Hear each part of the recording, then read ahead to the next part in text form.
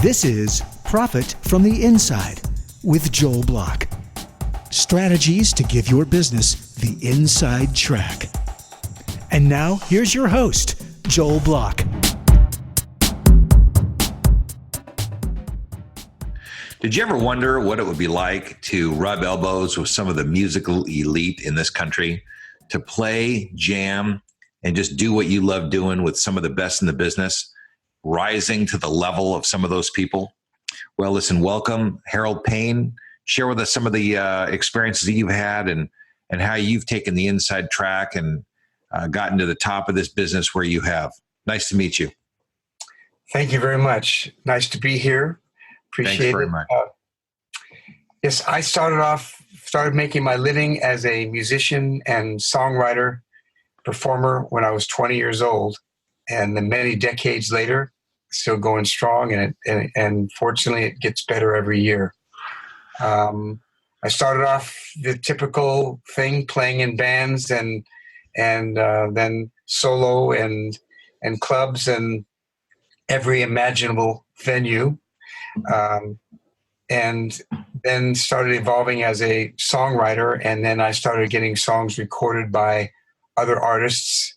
And once that started to happen, then one thing led to another, and I started writing songs for some of the top people in the business, and I really enjoyed it. And then I also came to the realization that the performing was a big part of what I wanted to do. And well, let's kind of dig into what it is that you do. So, a lot of people have probably never heard of you, and they may be surprised to find out some of your accomplishments, which isn't all that uncommon, by the way, in your business, where people do all sorts of fabulous things that most of us have never heard of until we heard of them, and then we recognize immediately what they are. So, so you mostly do singing, songwriting. Give us a little background. Right. I like to say I'm under the radar, but over the moon. And I always wanted to have a constituency of people, audience, clients, whatever, that could support me doing what I love to do.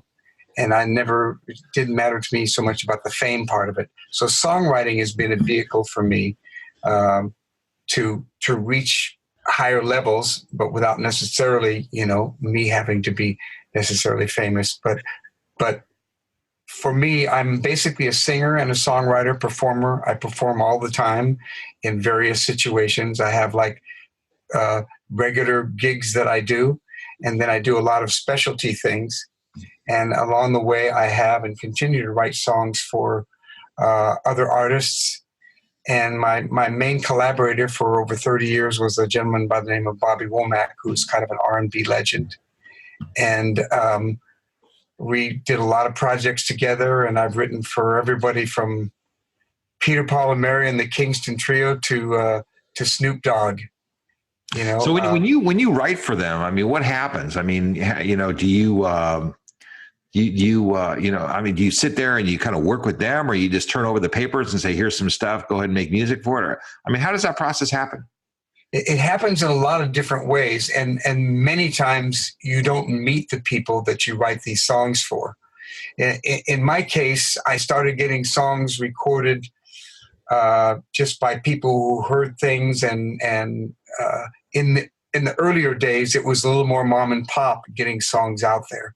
But it was word of mouth, and then when I hooked up with Bobby Womack, he was kind of a legend in the R&B world and looked up to by a lot of people around the world, because he started off, he wrote "It's All Over Now" for the Rolling Stones and got known in England, and he wrote "Breezin'" for George Benson, and then we started writing together through a magical set of circumstances.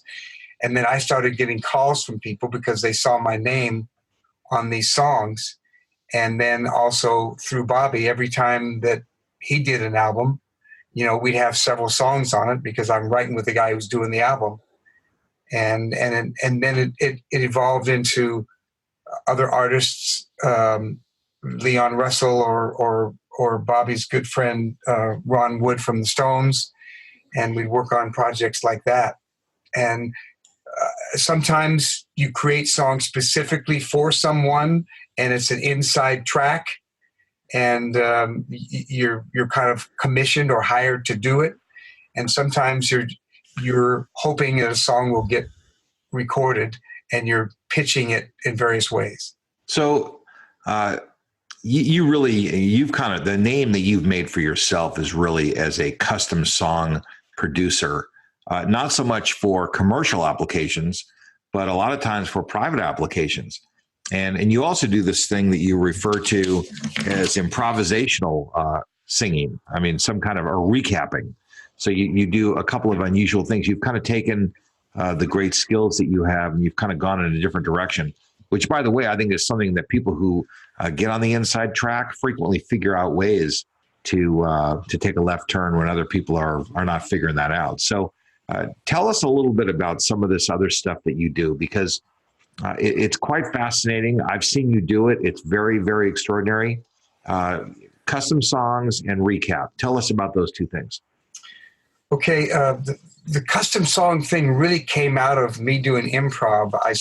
It came from me really forgetting other people's lyrics and started coming up with my own. And then I was playing in a club where there was a lot of birthdays.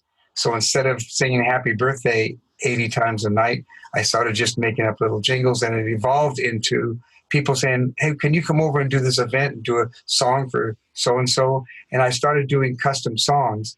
And a custom song is basically where someone gives me material about someone, and then I go and perform it. And oftentimes I go to maybe New York or Chicago to do one song at a high-end corporate or private event, and I'll do what I call a featured moment or a pinnacle moment or a crowning moment, where it's kind of everything for that event comes together, and you roast and toast somebody.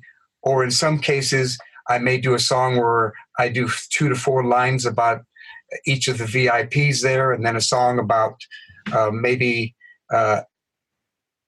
one of the jobs that is involved with that company. And then I'll do also improv. And there are various kinds of improv that I do. Some that I do as kind of a shtick when I'm doing a concert or performance somewhere. I'll take a title from the audience and make up a song on the spot. Well, listen, one of the things that's really fun about this, I mean, so, a business leader or a wealthy person, they will hire you to fly across the country to sing one song for 5 minutes or less and just kind of make that the highlight of their party. I mean, think about what that says about what you've accomplished, that they would do that. I mean, you obviously are at the top of the game. So how did it happen? How did people start to hear you? How did you create the word of mouth, the buzz that has enabled that even to happen? Well, part of it, just doing it a lot and then doing events. And I think the door opener for me was I did a YPO event, Young Presidents Organization, and they have this thing called a 49er. When someone turns 49, they evolve into the World's President Organization. And so someone had seen me do a custom song at a country club for someone's birthday. And they said, we've got 4 guys that are going to be going on the 49ers. And I want, this would be perfect. Can you do a song about each one of them? And I couldn't get a hold of this guy. And we were like 3 or 4 days before. And I finally got a hold of him in his car. And I'm transcribing his information about each one of these guys. And on top of it, I knew that this was a moment for me because it was in the business world. So I had to bail out of a gig and pay somebody more than I was going to get to do that gig because I knew this was an important one. And that connection there's someone there who hired me for their wedding reception, where I did a song about how they met, another song about a welcoming to everybody there and aggregate groups, and then another song about how she was having a hard time getting along with his kids. It was more of a hip hop type of a thing. So, and it just so happened that Mindy Weiss, who's who's a all-star event planner in Beverly Hills, was the person that put this on. So she saw me do this tour de force presentation of 3 custom songs. And she said, I've been looking for somebody like you. And that was kind of my door opening in that world. Well, I hear a couple things. One is you made an investment in building this business. You gave up a gig, you had to pay the differential to make that gig happen. You went and whatever. So that was one thing. So you made a significant investment. But one of the things that I can't help but chuckle in the performing business, whether you're a speaker, a musician like you are, a lot of times people say, "Listen, come do my gig for free, and you'll get exposure." We joke in our business that exposure, you can die from too much exposure. That. Exactly. But I will tell you something. What is clear and obvious to me, if you're mediocre or below, exposure is not necessarily a great thing. But if you're an all-star, you don't need a lot of exposure. 1 or 2 or 3 exposures, and you're off and running. And that obviously is what happened to you. Obviously, you were spectacular. They saw it, and they said, "You know what? We want that guy." And then every time you go, you bounce around, and more referrals come. So exposure is a great mechanism if you're excellent and above. If you're mediocre and below, probably not. You're going to have to figure out some other methodologies, right?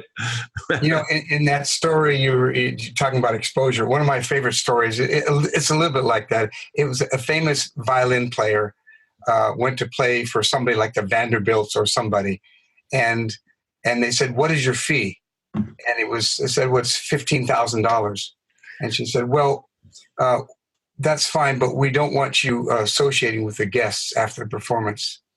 And he said, "Well, then it's $10,000." So just the idea of she was being so hoity-toity, and and he didn't want to be doing that. But anyway, I didn't relate, but somehow it reminded me of that story. I don't know. To me, it feels like if I don't have the ability to network with the attendees, which is where more money comes from, because I always think that Yes. Lots more opportunity comes from the networking.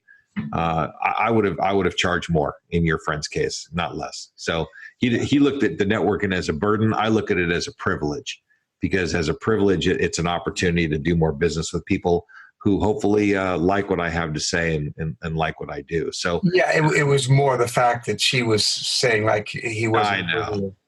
But yeah, no, I'm with you. When I do a gig, man, I want to go there the day before, whether I'm speaking or singing or, however I can familiarize myself and even give cards out to somebody before I even present, because they might remember me, but I might not see them afterwards, but they will have my card. I'll have their card, I should say. Yeah. Yeah.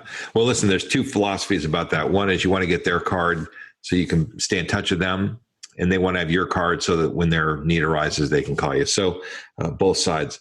So tell me a little bit about, we talk a lot about disruption. I having spent a lot of years in venture capital, I'm always concerned about disruption. You're in a business where there's been huge amounts of disruption. Spotify has disrupted the whole royalty system, the way that music gets played on the radio and everything. It's all changed. What are you seeing in the world that's changed? What do you notice as significant disruption? And let's talk about maybe some ways that people, not only in music and the arts, but also in other businesses, can deal with that. Well, specifically in my world, and intellectual property, and not only in mine, but in other worlds, of course, has been slipping. And to me, one of the disruption-proof things that I've done is go back to what they did when the noblemen hired the Beethovens and Mozarts of the world personally to their own private castle or whatever. So the custom song thing for me, when you write a song, you try to get it to somebody, and then maybe they'll record it, and then maybe a couple of years later you get paid for it. But when you do a custom song, it's still singing and songwriting and performing for me, but yet I'm being paid directly for it and right away.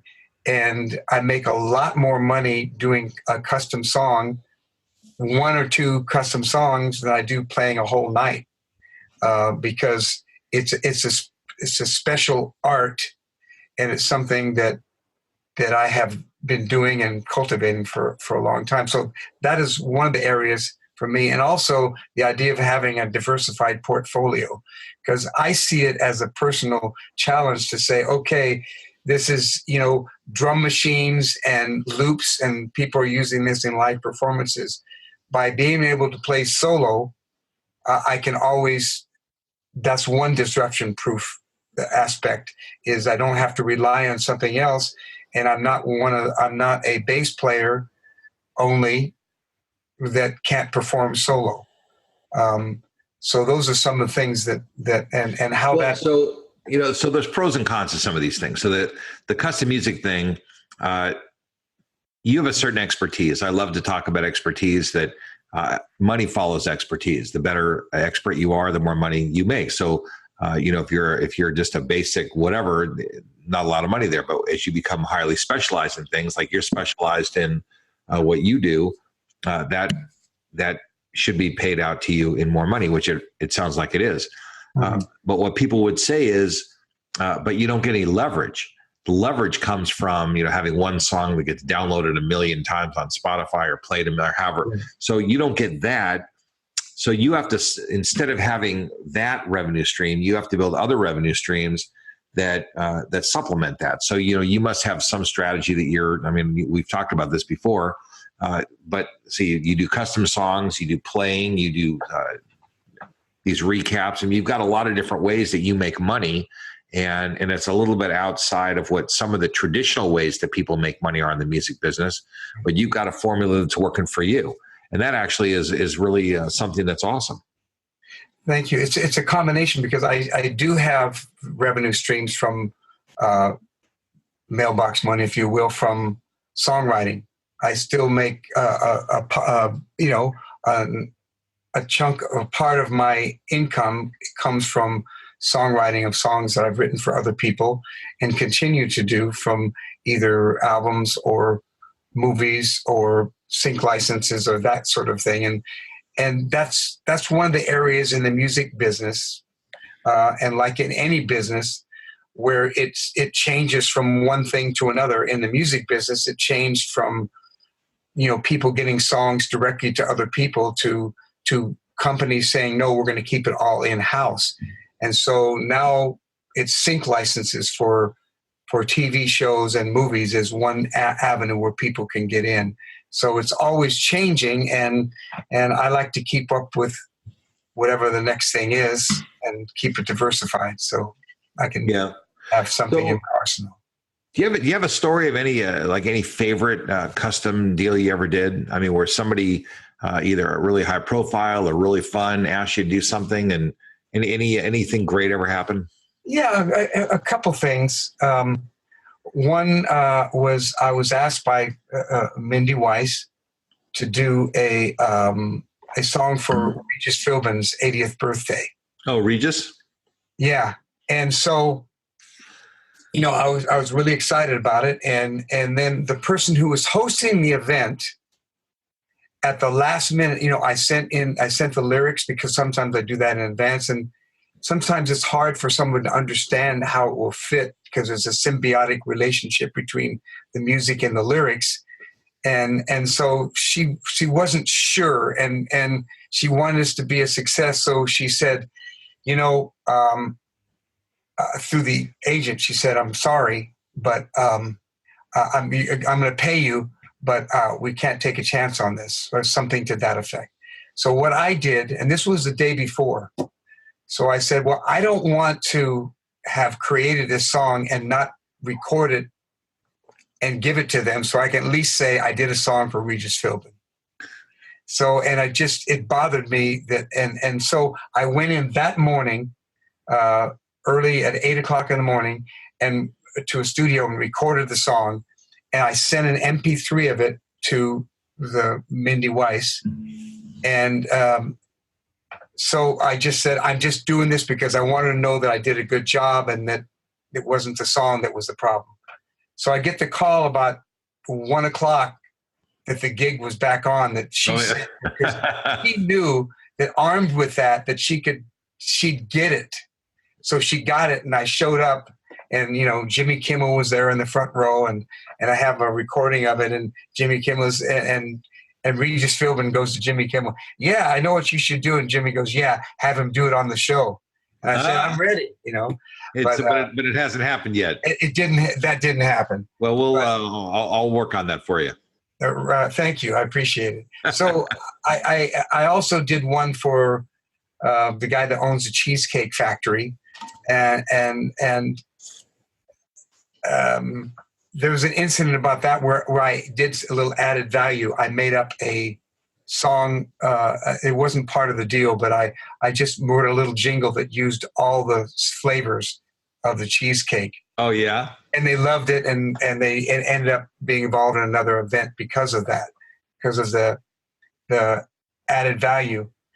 And so recently there's a guy named in the financial world, his name is Ken Moelis. He owns Ken Moelis and Company. He's got 19 offices around the world. I did his 50th birthday. They flew me to New York to do that event. And then this last month, he flew 40-something people to the Italian Riviera on a cruise. Unfortunately, they hired me after there was no more room. So I wrote it, and then we had someone put a video that corresponded with it. And he was a big Springsteen fan, so I made it kind of Springsteen-ish. So those are, and Bobby Womack and I did a custom song for Ron Wood from the Stones.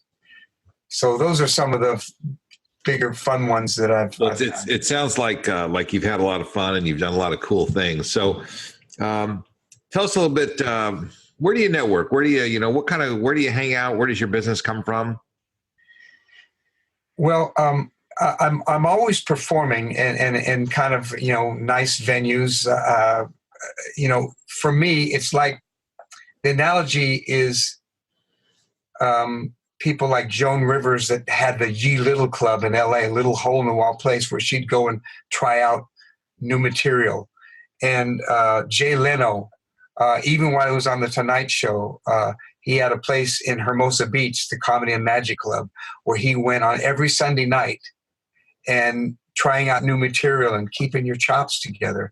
And for me, whatever business you're in, if there's some way to keep that together. So for me, I play 2 or 3 nights a week in clubs where I do a combination of the way that I make it unique to me is I do cover songs, original songs, and improv. So, in sales, I always talk about that, you want to be careful. You don't want to practice on your high value targets.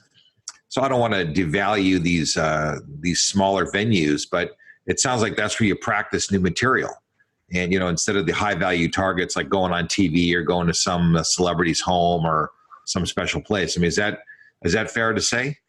Yeah, it's fair. That's where I keep, my voice and performing chops. So I have sweat on all my songs because I keep it together. I sing better now than I did when I started. And some people at a certain point in their life their voice starts to go, or whatever skill they have. But to me, if you walk a mile every day, you can walk a mile every day. And I've been doing this since I was 20, a number of decades. And that's, but that's my off-Broadway. I call it my off-Broadway stuff. Yeah. Where I keep my act together. And then I have the higher end events that I do. Where I do. I think that's for sure. That's how the best guys get the inside track. Is they're always practicing. They're always practicing new material on their non necessarily target market, on some kind of stuff that's kind of outside maybe their high profile stuff. And that's the way you stay good. And that's the way you make sure everything is working right. Absolutely. So, well, listen, Harold, this has been a pleasure. We'll post your contact information on our website, and people can watch it.